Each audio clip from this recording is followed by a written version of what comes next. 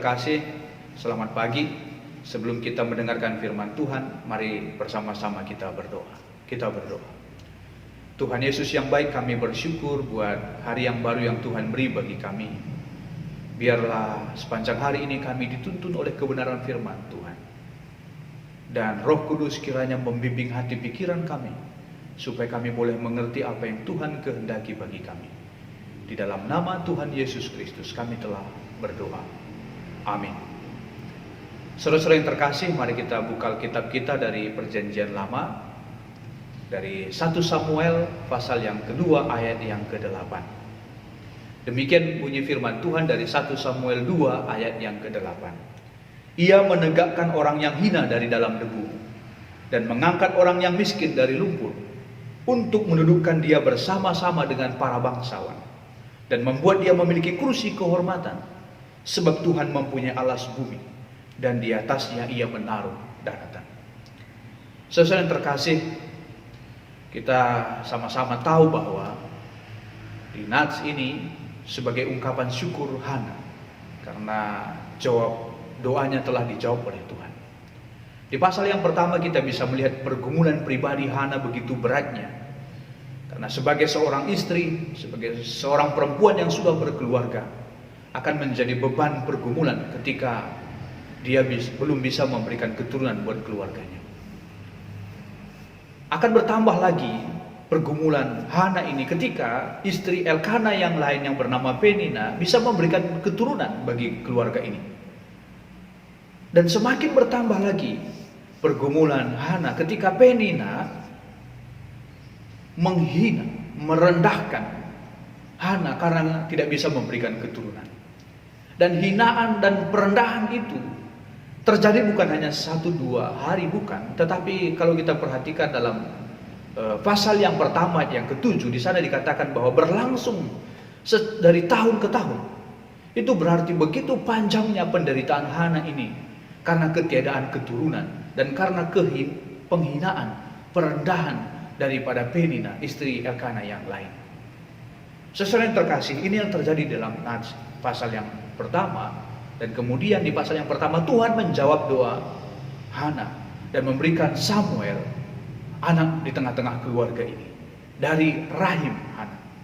Dan pasal yang kedua ini merupakan ungkapan syukur Hana atas karya Tuhan yang luar biasa, atas karya Tuhan yang mengangkat derajat Hana di tengah-tengah keluarga dan di hadapan Tuhan tentunya.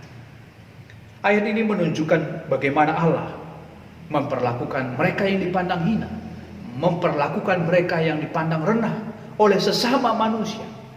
Begitu luar biasa Tuhan ada di pihak mereka yang dipandang rendah. Begitu luar biasa Tuhan berkarya menunjukkan bahwa Tuhan juga berada di pihak mereka yang direndahkan, dihinakan. Saudara yang terkasih, siapa kita tidak ditentukan oleh penilaian orang lain, dan siapa kita tidak ditentukan oleh penilaian diri kita sendiri. Karena apapun ceritanya, bisa saja kita menilai diri kita sangat tinggi, diri kita sendiri menilai diri kita begitu tingginya sehingga kita memandang rendah orang lain. Bisa saja kita bisa menilai diri kita sangat rendah sehingga kita sebagai akibatnya kita menjadi rendah diri, tidak percaya diri. Tetapi hari ini saya mau katakan kepada kita, siapa kita ditentukan oleh Tuhan itu sendiri yang mencipta kita. Kalau kita perhatikan di banyak bagian dalam Alkitab, begitu berharganya kita di hadapan Tuhan. Tidak tergantung seberapa uang yang kita punya, tidak tergantung jabatan posisi yang kita punya, tidak tergantung pendidikan yang kita, nama kesarjanaan yang kita ada, tidak tergantung demikian. Tetapi setiap kita begitu berharganya di hadapan Tuhan. Maka hari ini jangan terlalu gusar terhadap diri kita sendiri ketika orang lain merendahkan kita, menghina kita. Kita begitu berharga di hadapan Tuhan. Begitu kita sangat dikasihi oleh Tuhan, sangat dicintai oleh Tuhan. Dan juga kita tidak terlalu menilai diri kita dengan diri kita sendiri. Tapi pandanglah, nilailah diri kita hari ini dan kedepannya dari kacamatanya Tuhan.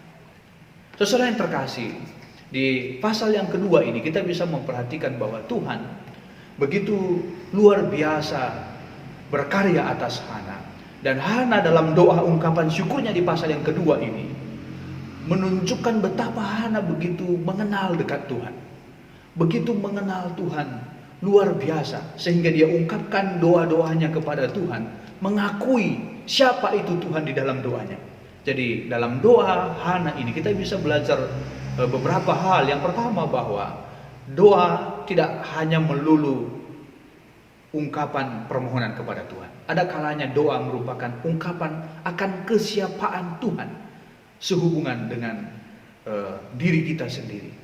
Jadi tidak hanya doa itu tidak sekedar ungkapan permohonan, tetapi juga pengakuan siapa Tuhan yang kita kenal. Dan Hana mengakui siapa itu Tuhan. Kalau kita perhatikan begitu luar biasa pengenalan Hana terhadap Tuhan, akan siapa itu Tuhan.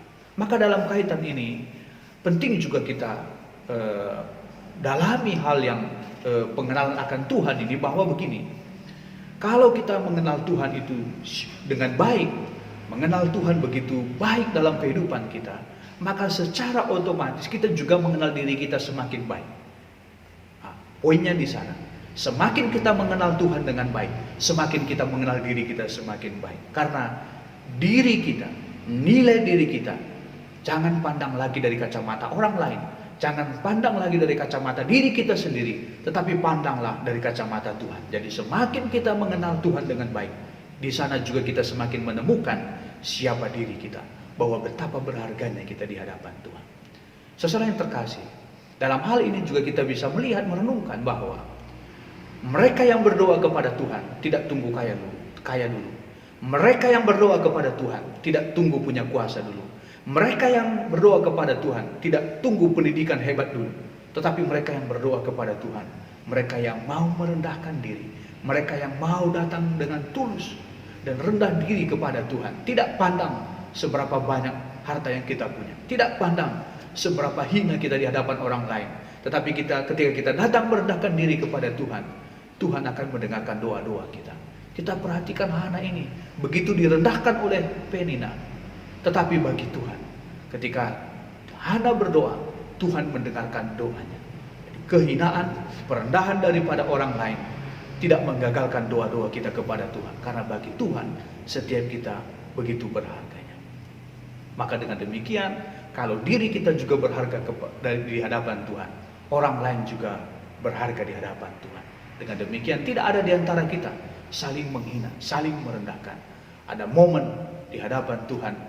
Nats ini dikatakan kepada kita hari ini, begitu berharganya kita kepada Tuhan, dan Tuhan akan mengangkat kita. Tuhan akan memberikan kehormatan kepada kita yang mungkin saja dunia tidak berikan. Ada momen itu. Hari ini saya tegaskan kepada kita bahwa begitu berharganya kita di hadapan Tuhan. Tuhan Yesus memberkati kita. Saudara yang terkasih, mari saya undang kita untuk berdoa buat GBKP Runggun Lenteng Agung. Mari bersama-sama kita berdoa. Tuhan Yesus yang baik, kami bersyukur buat renungan firman Tuhan yang boleh kami dengar. Biarlah firman Tuhan ini terus senantiasa kami ingat dan kami renungkan, dan Roh Kudus kiranya memberikan kesempurnaan atas firman yang telah kami dengar. Dan kami mau berdoa buat seluruh jemaat Tuhan, seluruh pelayan Tuhan, pendeta, pertua diaken, pengurus kategorial, pengurus PJJ, dan seluruh unit pelayanan di gereja kami ini. Tuhan kiranya memberkati, supaya satu dengan yang lainnya saling mendukung dalam pekerjaan-pekerjaan Tuhan, antara jemaat dan seluruh pelayan Tuhan. Dan juga ya Bapa, apapun rencana pelayanan gereja Tuhan ini, Tuhan kiranya memberkati, supaya dari gereja kami ini bersama-sama dengan pelayan dan seluruh jemaat Tuhan, bersama-sama dari mereka boleh menjadi berkat. Ketika mereka diberkati oleh Tuhan, boleh menjadi berkat.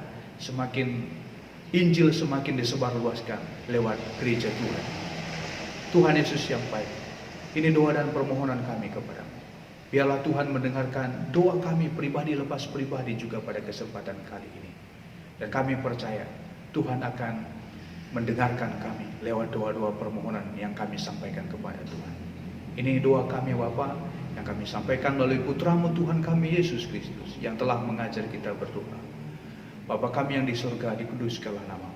Datanglah kerajaan. Jadilah kehendak-Mu di bumi seperti yang di surga.